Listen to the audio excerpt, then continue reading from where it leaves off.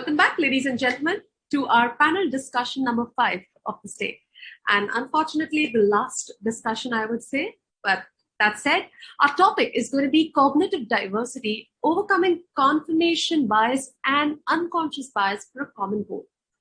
And to moderate this session, I'm now going to introduce you all to Mr. K.M. Murli, Senior Director, Human Resources and Alliances, NTT Limited, our panelist, Gautam Chainani, President, HR Strategic Initiatives and Workforce, GSW, Rajendra Mehta, President and CHRO, Welspun India Limited, Swati Datye, Head HR, Wholesale Banking and Support, Talent Diversity and Inclusion, Campus, RBL Bank, Anuradha Khosla, VP HR, Head DNI, Leadership Development and Employee Engagement, HCL Technologies, Anupama Sharma, Executive Director, Kotak Mahindra.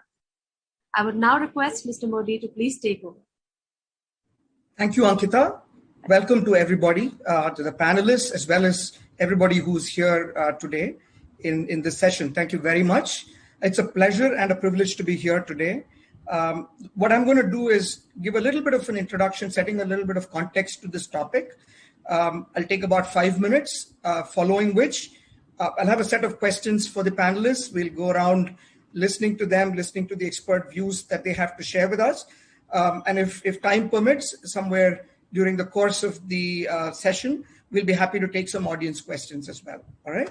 So let me get into the introduction about the topic right now. Traditionally, when you think of diversity, chances are that you're referring to gender, race, sexual orientation, ethnicity, etc. However, in the true sense of the word, diversity is really the range of human differences and refers to differences between individuals on any attribute that may lead to perception that one person is different from another. It's therefore not limited to any one type and can be categorized by any factor that leads to individual differences. There's a misconception that persists about diversity, and that's an important misconception. The common belief is that if you put a group of people around a table, say a heterosexual man and woman, a person with a different ethnic background, a person from another sexual orientation, all at different stages in life, that you will get diversity of thought. But that's simply not the case, because they could all have very dissimilar thinking styles and preferences. Cognitive diversity is recognizing that all of us have different ways of gathering and processing information, of making decisions and communicating. It's more than just gender or ethnicity, and it really comes down to personality. It's about tapping into different ways, into the different ways we think, and harnessing that to unlock solutions and solve problems. This is true both at work and in society. It's also important to note that differences in diversity can be divided into two broad categories: surface level and deep level.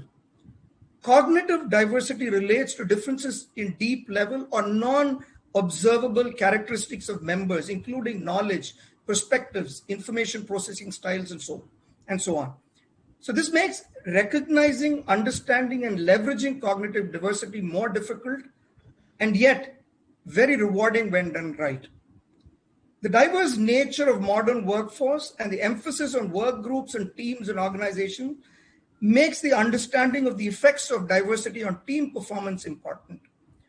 Workforce demographics are also defining both the understanding and perceptions of cognitive diversity.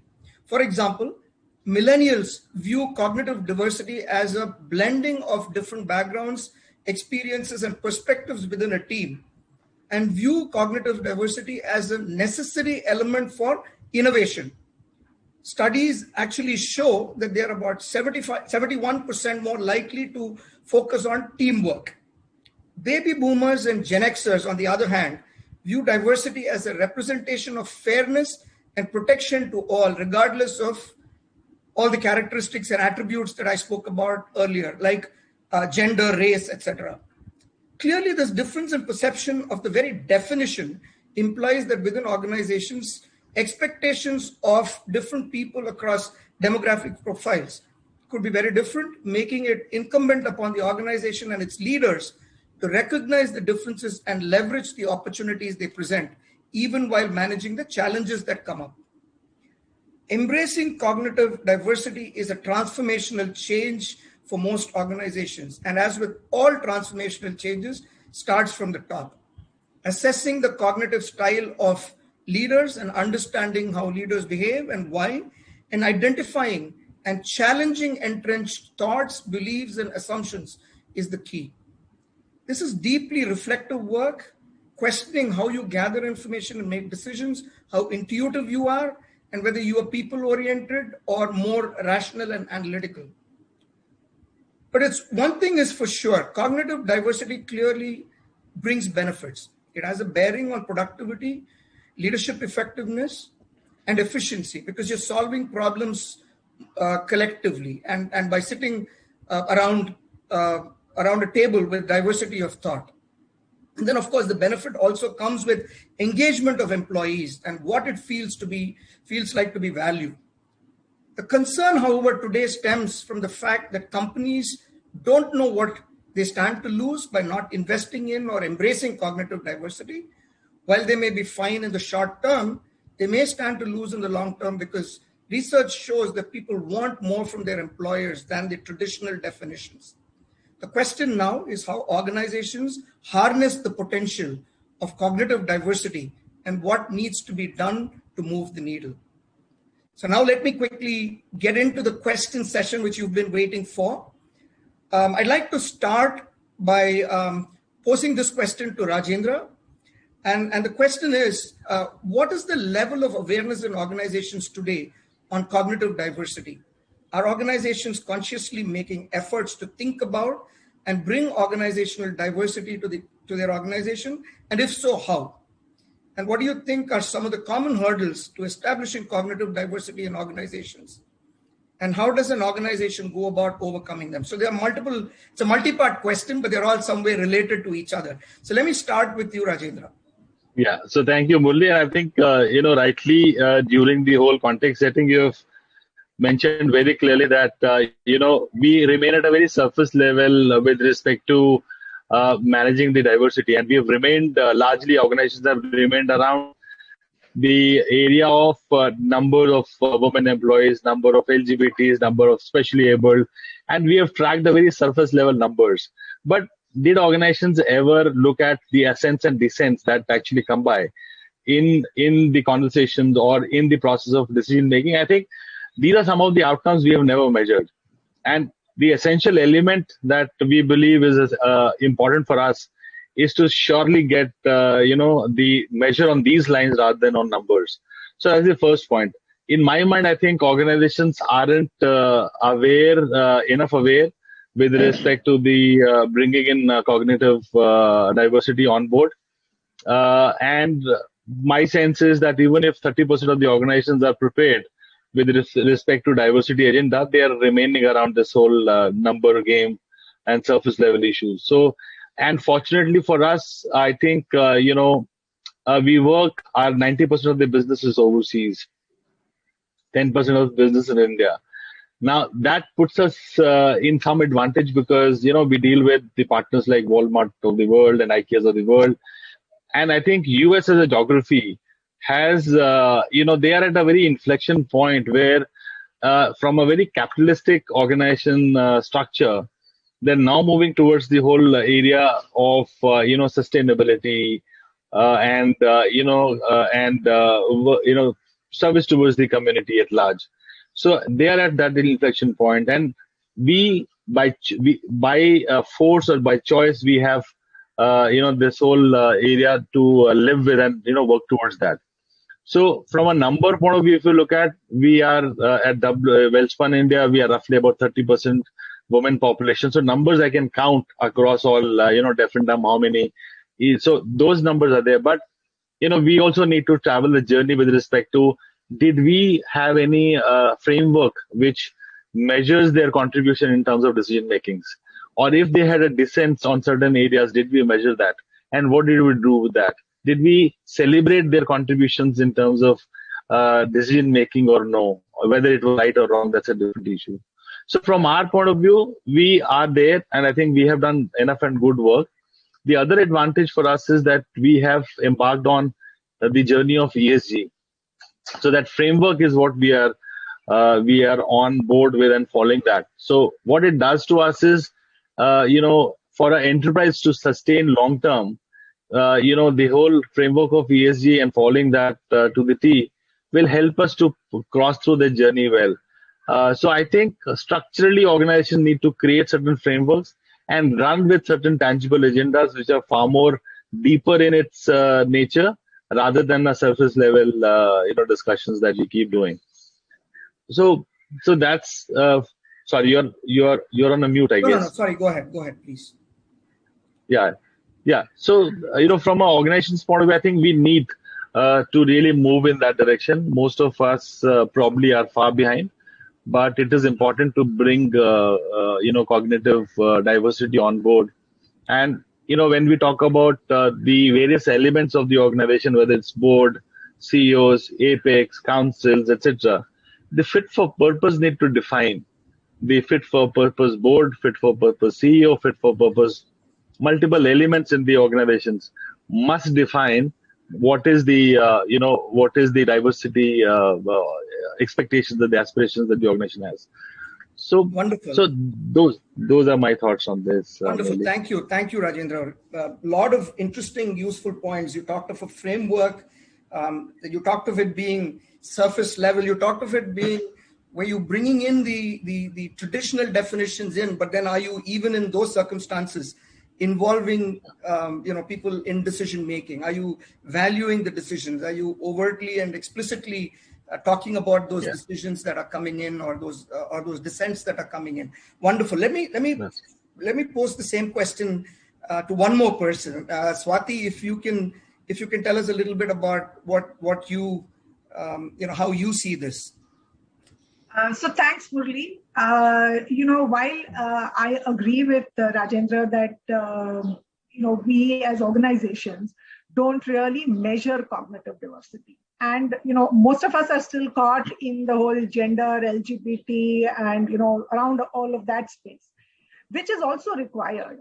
But while I agree that cognitive diversity is not being measured, I also believe that there is something that all of us are doing in our own ways without measuring it. Otherwise, we would not have seen the growth in innovations, the growth in organizations happening. Because I think, while we may not have formally spoken about cognitive diversity the way we are doing today, in organizations, you do see senior managers, you do see leaders who are reaching out to people from different parts of organizations to hear them out. Now, these could be seen as coffee sessions and, good to do sessions, but they all have a purpose. The purpose is to listen to contrary views. And that can obviously happen when it is in a non-threatening environment. But the essence of these kind of sessions is to hear contrary views, hear very different views. And if that was not happening in organizations, you would not have seen things like digital banking growing in the space. And I'm talking because I'm from the banking industry. But you would not have seen the kind of innovation that the banking industry has taken in the last few years.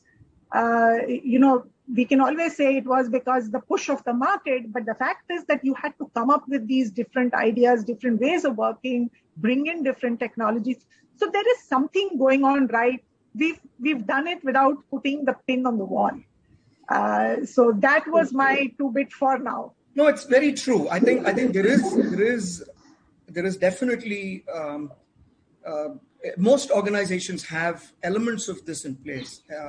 The question now, I think, is this what is being done sort of subconsciously or in a superficial way, perhaps, if it would be a little strong. Is that something that can be channeled as a concerted effort, being conscious, being one that you measure? Would that lead to significantly increased outcomes or benefits to organization? I think that's the question. It would be interesting to look at what companies like IKEA are doing. IKEA is known for its innovations. It's known for bringing in very different practices. And it might be interesting if some of my other panel members have an insight if they could share.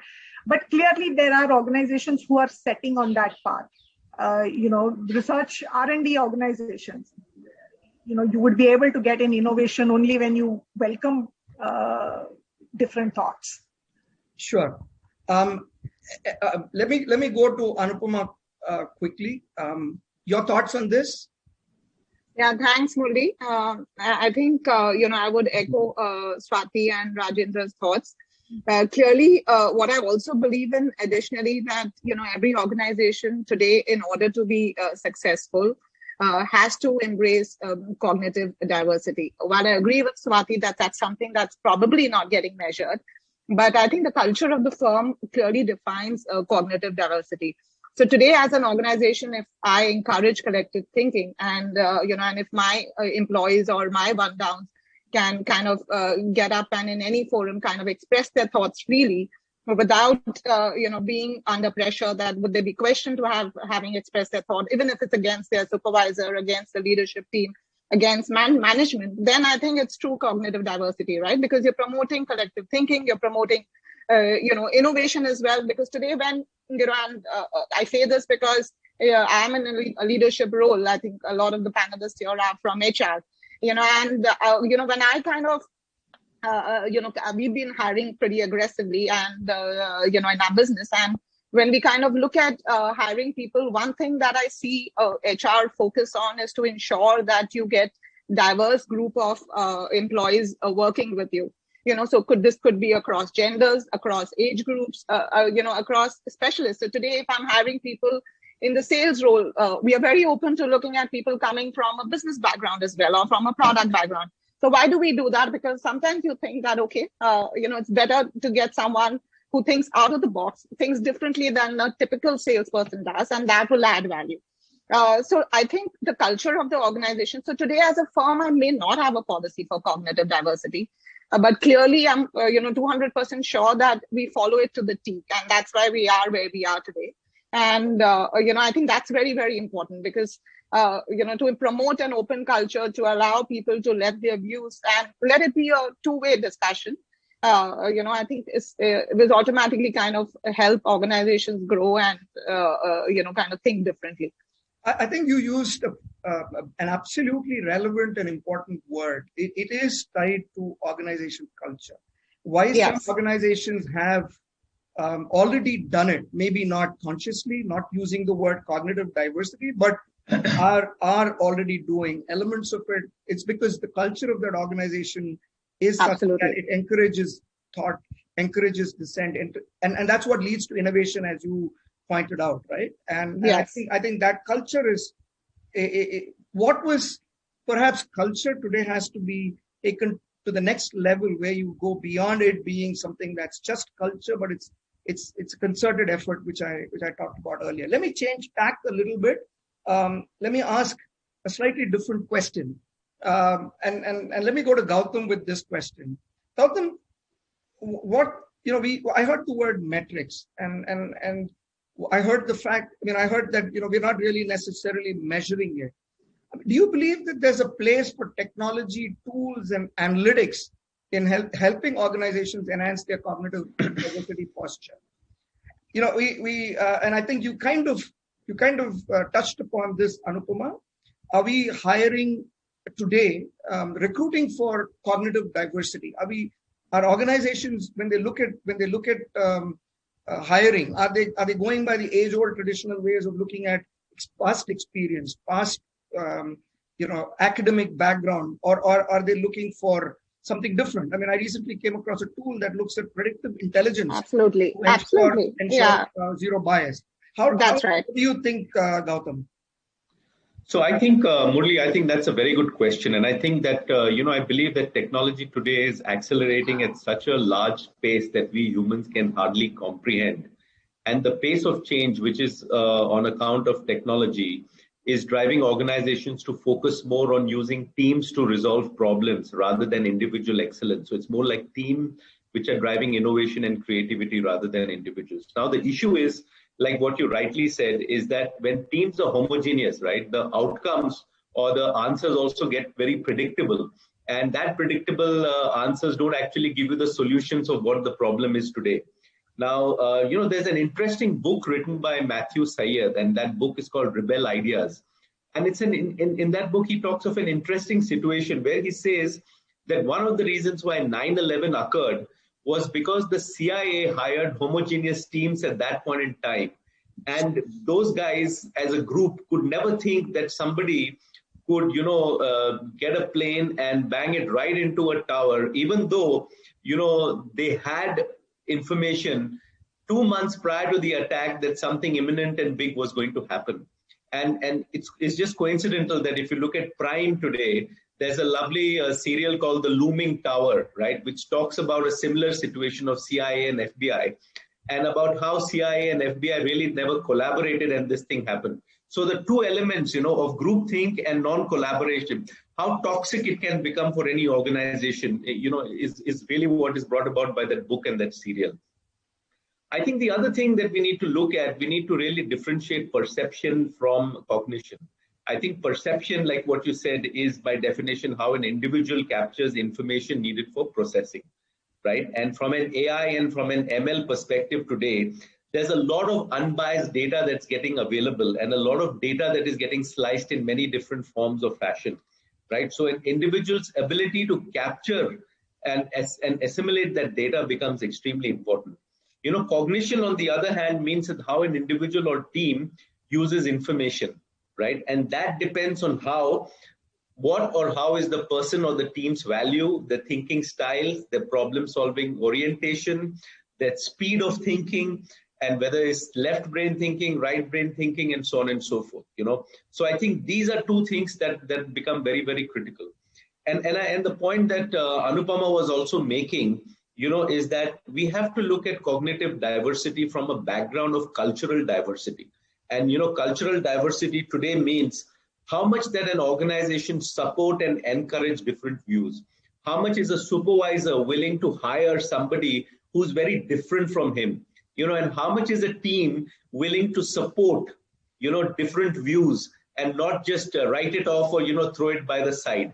That becomes important. So, you have cognitive diversity, but below that, you have to have a strong foundation of cultural diversity, which the organization needs to drive, right? And to the point, I think, to summarize, I think the opportunities on using tools and analytics are humongous and enormous.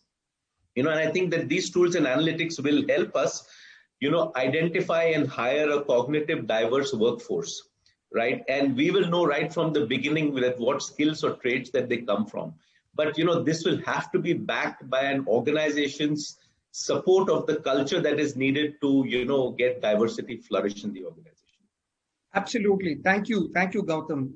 I couldn't agree more. I think the opportunity that is presented in front of us is really large. And there's never been a better time than now to be able to leverage technologies and all the tools and information gathering sources that we have to be able to put this to best use. Let me go to Anuradha and Anuradha, have you? What are your thoughts in terms of how organizations can use technology and intelligence and data? Data analytics is a big thing. Everybody is using data analytics. It is really the most powerful weapon in everybody's arsenal. But are they looking at using it to create an organization that is cognitively diverse? Is that something that you're seeing?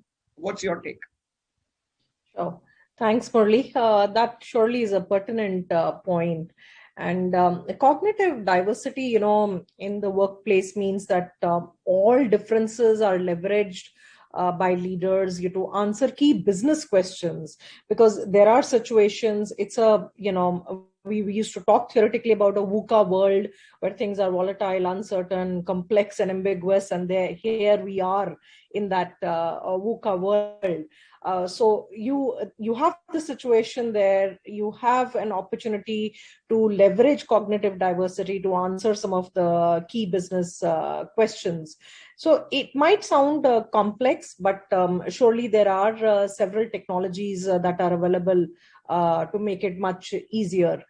And what are we making much easier? We're basically making, we're putting into practice the art of thinking independently together. There are multiple individuals who are thinking independently, but we are trying to make them think together now. And we are also encouraging, using technology, we should be encouraging people to, talk with people who probably make you see the world differently. So, and can I encourage that with the use of apt technology through communities of practice, etc., where I could reach out to people who will make me see the world differently and therefore look at different solutions. So it is, as the other panelists said, that innovation, of course, couldn't have happened if this wasn't there. There are seeds of it there, but to run it in a structured manner, probably now is the right time. There is surely strength in it, in cognitive diversity, and it will definitely gain momentum in the coming days. In terms of technology, of course, whether there are design thinking tools which could be used for collaboration, they're perfectly suited for cognitive diversity, because it gives a non-linear structure to the thinking process and openness to external feedback. And you don't have to be a technical expert, to use a design thinking tool to take strategic decisions. So there's a visual space where you can build your ideas, you could test them, you could refine your ideas, and you could even expand the ambit of it beyond your workplace also by involving your customers or your other stakeholders. Of course, we talked about how we could use tools in recruitment to so that we not only hire a demographically diverse workforce, but we look at personality, skills, traits, etc., so that we have we ensure that there is no bias. Nobody is left out when assessing for talent. And it's not just the hiring, right? Moving on to the employee experience cycle, the career pathing, the leadership development, tools, platforms and tools surely, which could be diversity focused across the employee journey using artificial intelligence, organizational psychology, etc., will help. What I also feel is that the availability of the right data at the right time can significantly improve the collaboration within the various team members who are very dispersed currently, and currently we're all working in a virtual environment. But with the requisite set of tools, information, data available at the right time, with the help of by leveraging artificial intelligence, what is going to happen is that we're going to be empowering the employees to bring the best to every conversation, every brainstorming discussion, every conversation, and they'll be able to maximize their potential. So as I said, it's the art of thinking independently together is what, and using tools is what's there topmost in my mind. Thank you. I love that. I love that expression where you said thinking independently together. And that's really at the heart of what cognitive diversity is really all about. Creating an environment, enabling an environment that allows people to work together. There is another concept that I came across called cognitive respect. Cognitive respect is really defined as an organization's ability to respect and value the views that are being put forth by every member of the team. And are we as organizations in the mode today where we are providing cognitive respect to our employees? Do they feel that? That again is a culture thing. Are you creating an environment that allows for that to happen? And the other thing that you said, which I think is extremely important, which resonates with me in particular, is empowerment. It's one thing to have everything by way of tools, by way of processes, everything there. But if people don't feel empowered to take those decisions, to be free to voice their opinion, it may not go anywhere. Let me go back to Rajendra I think You talked about, I think Anupama, it was you who talked about recruiting with a different frame of reference, different frame of mind today. We've what to me that represents is that we still operate in a little bit of in a sort of in a mold. We are finding it difficult to break free of that mold. And when you have recruitment happening, for example, across the organization, and the larger the organization, the more people that are involved in this, it's obviously difficult to break that mold. So my next question is really, how ready are organizations to break from the traditional mold in some of these areas and get past biases, mindsets, and dogmas? And obviously this is not going to be possible without the active support and belief of the leadership in organizations. And how ready are our leadership teams in recognizing the need for and promoting cognitive diversity and cognitive respect? So, Murli, my one point that I wanted to speak about was that even when we talk about hiring people from, various other sectors, which is different from my sector, it is still a surface level decision that we are still taking. But the mind is wired differently. Now, I don't know whether, if I end up hiring a similar set of people, even from a different sector, the only thing that you're trying to, create, probably want to differentiate is that he's not in our mold of thinking with respect to the business, that this is how business happens. So he's not coming from that baggage. But is that a cognitive level, area that we are still addressing? In my mind, it is still a very surface level, decisions. In my mind, and correct me, and open to panel for correcting me if I'm wrong. See, there are people who operate largely. There would be 3 or 4 buckets within which the psychometrics assess individuals, and that's how they try and assess the natural wires of your mind, how it thinks. Now, somebody would be on execution, somebody would be on relationship, influencing, and strategic thinking, etc. Do we build the teams with that context, that if I have a neuro or a cognitive thinking, which is thinking execution, am I supplementing that with strategic? Am I supplementing that with execution? Am I supplementing with relationships? I think it is those kinds of, and that's how the perspectives will come around, which would be a different perspective. If we end up hiring the similar set of people from other companies, hoping that it's a very surface level decision, and therefore can AI, can machine learning, can all those applications, which actually looks at that, when you look at the psychometric assessments, I myself feel that I'm not equipped to really say, because there are so many variables in that report of psychometric assessment, that I'm not able to really predict the right end, the outcome that or the mindset or the cognitive capability that somebody is bringing on the table. And in the context that we are trying to put a role, whether that's the right set of, cognitive that we're bringing on board. So are we looking at cognitive, in certain buckets, and therefore adding complementary cognitive capabilities on board is something that, I would wish. And therefore, this whole piece around AI, all piece around machine learning, while a lot of those discussions happen, my only hope that, with this AI and machine learning, there's so much of variability in data that they are able to bring certain information and knowledge and decipher from a long reports that we get on psychometric assessment and tell us that this is what the person is all about, and therefore it's a good addition. And do managers also know that in their teams, what are the capabilities or cognitive capabilities that individual brings?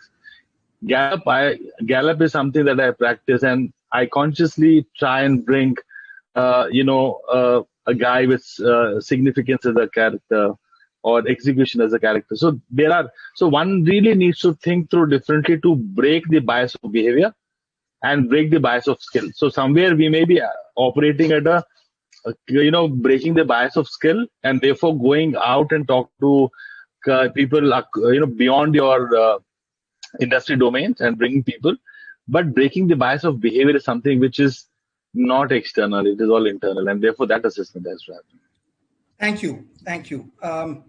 As you were speaking, there was something that struck me. So let me ask Swati to respond to what the original question was. But let me also ask you this question, and this is for all the panelists. Is first of all, is this something that is this a skill that is acquired? Is it a skill that is innate, especially for managers? How do you get managers to recognize cognitive diversity that exists in their organizations and to leverage it? Is that something that requires some sort of intervention by the organization? What do you think? So, thanks, Murli. Okay. Thanks, Murli.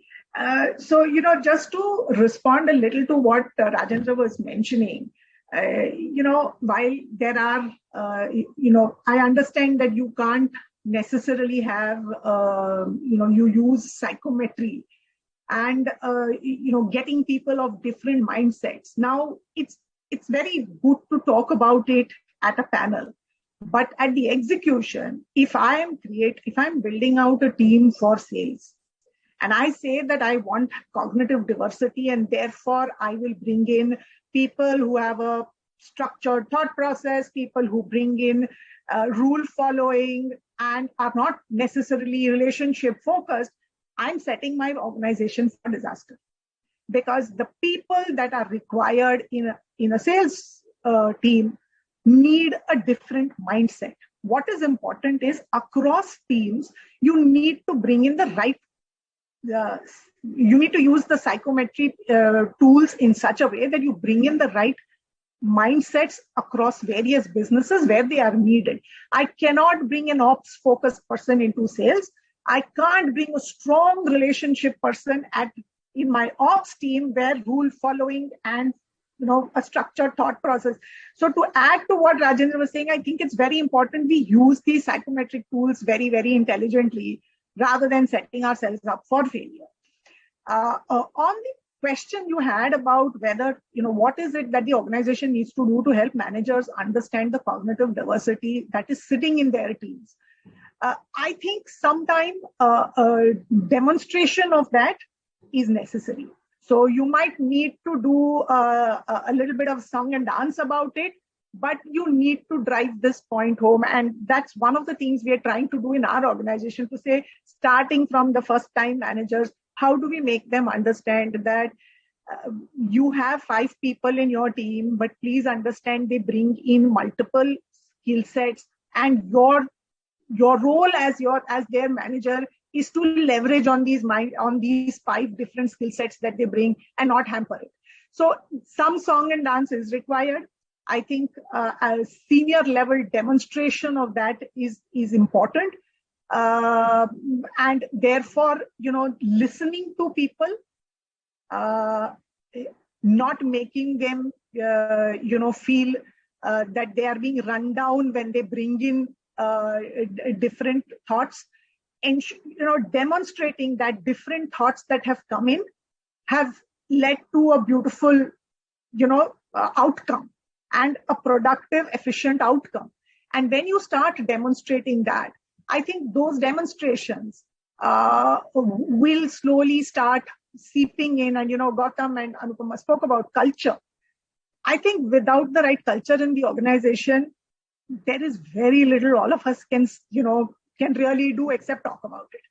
The culture of an organization will drive whether we are successful in this or not. So, thank you, Swati. Let me ask the same question to Anupama.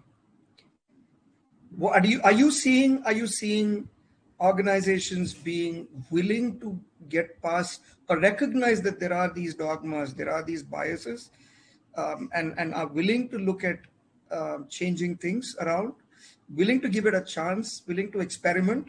Or do you believe that people are so steeped in a particular way of doing things, in a particular frame of reference, frame of mind, that they are unwilling to make those changes?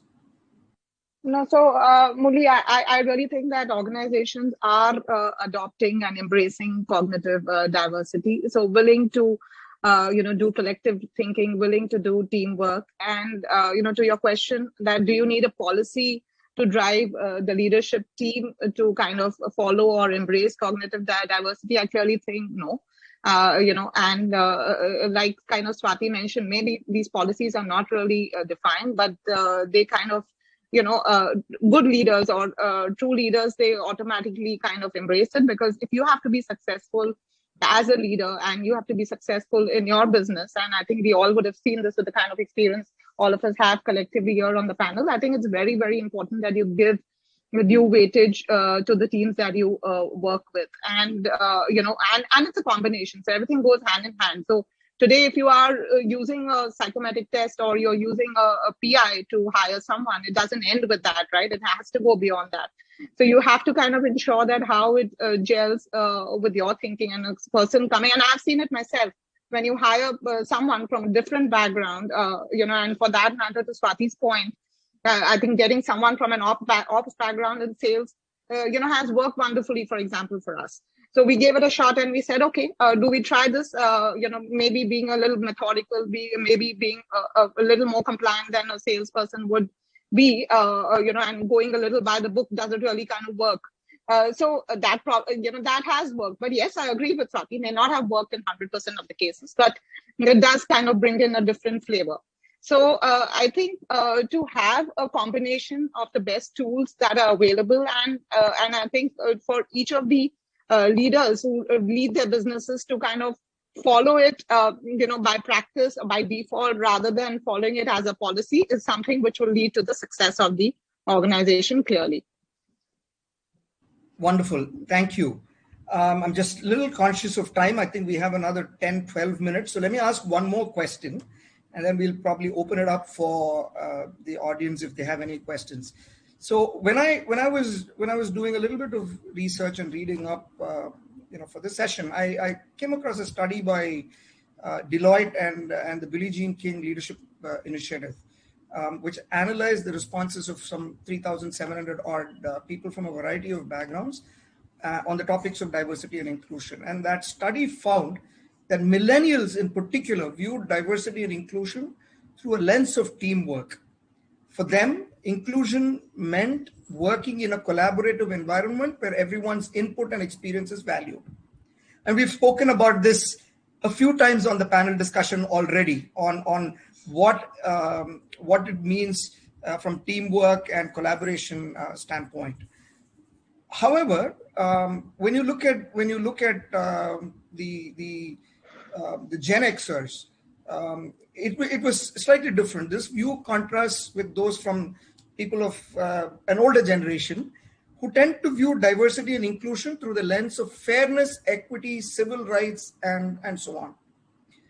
But it's also said that teams solve problems faster when they are more cognitively diverse. Now, with these different expectations from different demographics within an organization, and with the expectation that the millennials will make up a very large percentage of organizations' workforce, they already do today, but it's going to increase in the next 10 years. When you're going to have this difference in what the meaning of cognitive diversity is to different people within the organization, the managers have a view which is very different from what the next level and the upcoming managers are going to view this as. So what do you think, how do we cater to this new workforce is a question that I have, for both Gautam and Anuradha. Let me ask Gautam you first, and then we can go to Anuradha. And then I think we'll have a few minutes left for everybody on the panel to talk about this, because this is going to be important.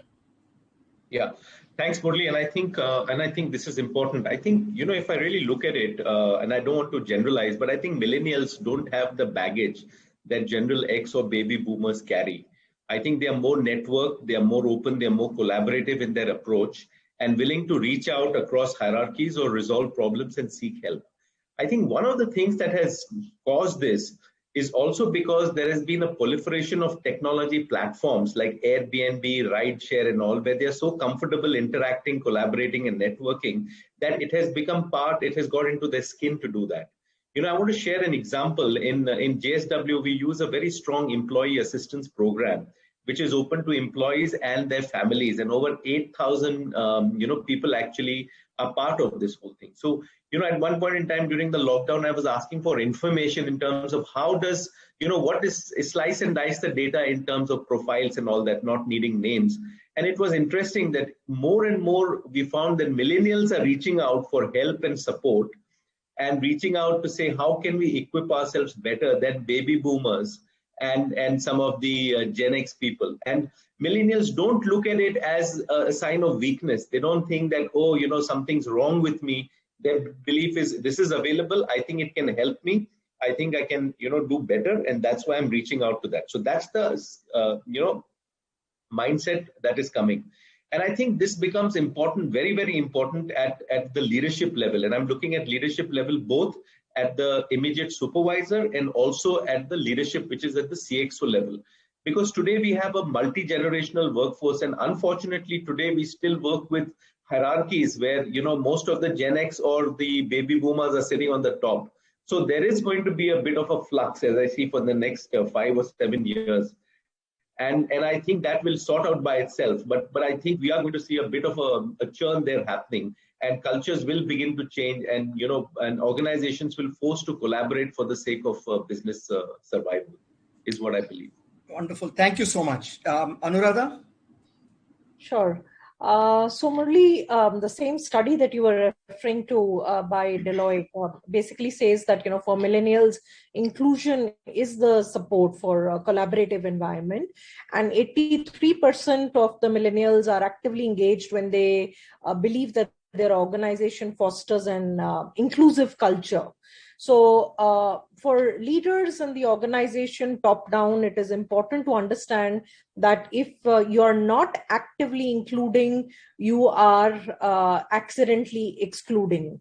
So in their day-to-day interactions with the teams, they have got to ensure that they're actively including, they're exhibiting, they're walking the talk of inclusion from all aspects of diversity.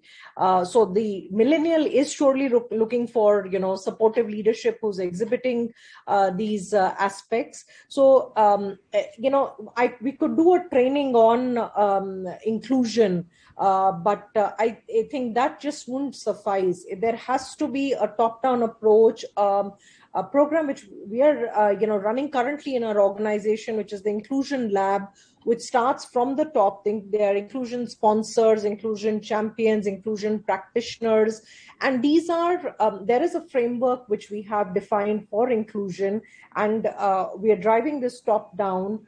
And what we are giving opportunity to each individual is to say that in the meeting today, did I feel included or not? Or in this decision-making process, did I feel included or excluded? And there are open conversations that are happening on inclusion. And in surveys like Gallup or an employee engagement survey, we have specific questions on inclusion. We have questions in our 360 degree on inclusion. So when the millennial is seeing, that this is an important aspect for this organization at every stage, be it in my performance appraisal, I'm being asked, does your manager exhibit inclusive behaviors, right?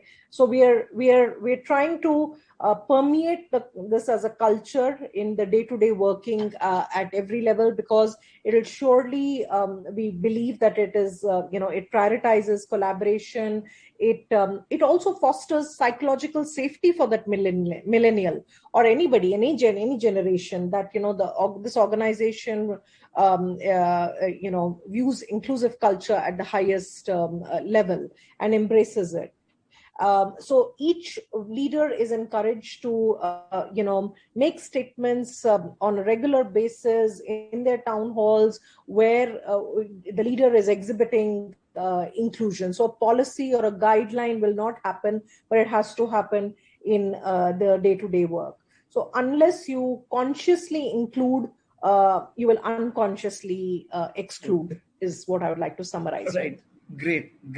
Let me throw it open to all three of you, Swati, Rajendra, and Anupama, for some on this point. Let's talk a little bit. I think we'll have time for a minute each, perhaps before we wrap it up? Yeah. So my view is that millennials are at the right time. I think coming years is all in their hands, and possibly in our generations we have followed. We have been adhering to what our parents told, and our kids, they will ask questions and they will be rebellious and they will have pinpointed questions without any apprehension of whether I'm asking the right question or wrong questions. So from their point of view, it is good that they have that whole ability to include others, and I think recognize who's contributing supplementarily into the whole overall decision making. So therefore, I think from that point of view, probably they will succeed in times to come.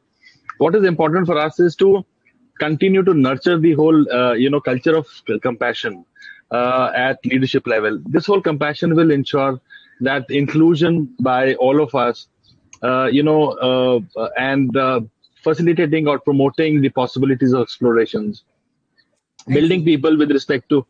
Yeah, sorry. Yeah, sorry. Complete your thought. Yeah. So I think these are some of the areas I think we need to allow people to come and even celebrate failures. The ideas if fail, celebrate all of that. I think that will help people to come up and probably distribute. So that's my 2 bit on this. Thank you, Swati. Are we going to see an old order change it, yielding place to new sort of a thing happen as a natural progression in this, or is it? How do you see this happening? So I just have 2 points. I know we're running short of time, so I will just restrict it to these 2 points. One is that the older generation, that is all of us sitting here in this room, were millennials of the past, right? And things did work for us. We found our own ways. The same thing is going to happen with the millennials of today. They are going to be the elders in another 20 years. And the millennials of that generation are going to look at them as the fuddy-duddies in their lives. Okay, so this is a chain in the human evolution. I think each one of us in the space that we are in will try and do our best to ensure that we are listening to each other and growing together. The second point I just wanted to make, and I'll make it in one sentence. We were talking of cognitive diversity. It could have helped to have a non-HR person also on this panel to hear a very different view. Thanks. I think that's great feedback. That's great feedback. But I thought, Anupama, you said you're not HR. That's what I thought. I'm not HR. I'm from the business, so I'm in a leadership role. I kind of lead the business. Okay, so there we've got diversity. Yeah. Okay. So let's wrap it up with Anupama's take on that particular point. No, so Murli, clearly, I think millennials are going to be part and parcel of the workforce, and they're thinking differently and trying to bring in a change. I think is going to kind of promote cognitive diversity and help us innovate better as an organization. And that's what every organization is striving to kind of achieve today. Because today, if you don't think differently, you don't think fast, you don't adapt to changes. And I think COVID is an excellent example how each one of us have kind of made changes to kind of ensure that, we don't kind of get affected productivity-wise, but still do our best and give our best, right? And I think most organizations have succeeded. So clearly, I think that's going to be, it's going to kind of gel well within all organizations, all firms. And I think as organizations, we are pretty, kind of prepared to adopt the change, is what I think. Wonderful. So I think our time's up. I want to thank everybody. I mean, I'd have liked to summarize, but I think we are past time. I think everybody said what needs to be said, and I think it's going to be very interesting times. I'd just leave it with that. I think it's going to be very, very interesting. We're going to see this as a very critical piece in organizations. Growth in innovation is going to be key, and if this is going to be a very critical instrument in helping organizations innovate, I think this is going to be important for companies to embrace. So thank you very much. It was a very, very interesting session. I had a really great time. I hope you all did, as well as the audience listening to us. Thank you very much. Over to you, Murli. Thank you very much. Thank you. Thank you, Gautam. Thank you, Murli, Anuradha, and Anupama, Swati. Thank you very much. Good catching up. Ankita. Thank you. Thank you. And we truly loved and enjoyed listening to you all. Thank you so much to our moderator and also to our panelists. With that said, I hope you all had a fruitful day. I can vouch for sure for it. With that said, once again, a big thank you to all our attendees and more importantly to our sponsors for believing in us and especially in this initiative and for partnering with us. With that